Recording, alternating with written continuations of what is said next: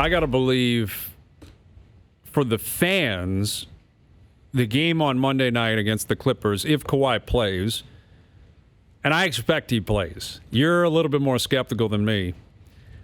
Probably the biggest win of the year if they can get it. Even bigger than when he comes up here to Toronto. Like when he's here in Toronto, You think so? well, it'll be more of a celebration, I think. I'm expecting, he is celebrated. You're at home, so you're expected to be, more well-prepared and a home court advantage. And winning on the road in the NBA against good teams, I mean, that's tough. Oh, for sure. And the symbolic nature of that game against the Clippers, back-to-back, you're coming off a game the night before against the Lakers, which is a primetime game as well. It's too bad it's at 10:30 Eastern time. It is.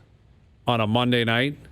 But if they can find a way to beat them with Kawhi playing on Monday night, that would be a massive wave of optimism, I think, in Toronto. Well, it's going and it would mean a lot for that team. And it'll mean a lot because if they win, it's going to be Pascal Siakam emerging as a guy who can go toe-to-toe with a Kawhi Leonard and come out on top. Right. I got to believe OG Anunoby will probably be on him as well, guarding him. I mean, well, yeah, but Pascal will probably get guarded by Kawhi Leonard. That's true. Here's the former Raptors Coach of the Year, longtime NBAer. We all know who this guy is. Now our TSN NBA analyst, Sam Mitchell. What's up, Sam? What's happening, guys? We're doing interesting stories, huh? Yeah, well, we're looking ahead to a road trip here. Do you think Kawhi, if he plays on Monday night, do you think he would match up with Siakam? Yeah, I think that would be must-see TV. I really do. Kind of like, let's see. You could tell Pascal benefited from playing alongside Kawhi for a season. He learned a lot. His game has taken off. He's a legit all-star player. You have to seriously give him consideration each and every year for penciling him in to be an all-star going forward. But I just think with those two guys match up, I want to see them actually guard each other. I hate when the two best players who kind of play the same position, the coach kind of hide them. Let those two guard each other. And that's the thing I thought was the difference in the finals. I mean, the Eastern Conference Finals last year, that for the most part, Kawhi had Giannis. And I just felt like it was must-see TV. I just respect the fact when the two best players guard each other.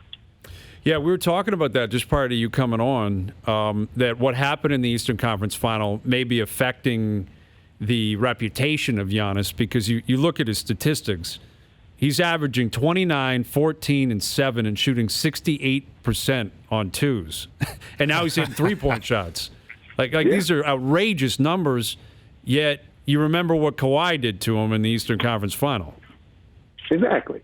And that's the thing that these guys have to understand. You can put up all the guarded stats. At the end of the day, did you win the championship? And if you didn't win it, okay, why didn't you win it? Okay, let's go back and look at it. Kawhi Leonard shut him down. The Toronto Raptors, they shut Giannis down. And so it's up to Giannis and the Milwaukee Bucks to be a little bit more creative and come up with some ways to try to counter that. But, everybody that plays him going forward, especially in some kind of series. Now, on the back, when you're playing one of 82 games, it's hard to game plan for a guy. It's just hard. But you saw as you go deeper into the playoffs, the good teams, the disciplined teams, they can come up with a system and they can beat you.